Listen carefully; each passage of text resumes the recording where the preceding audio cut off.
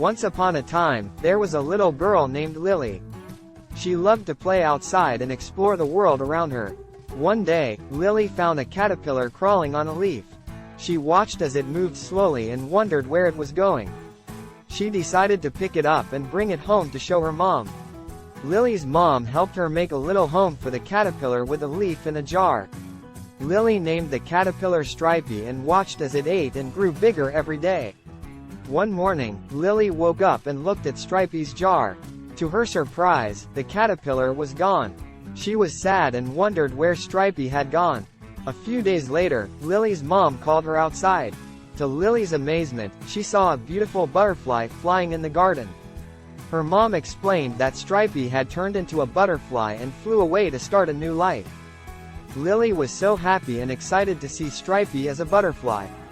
She learned that even though things may change, it can lead to something beautiful and new. From that day on, Lily loved to watch butterflies and look for caterpillars to take care of.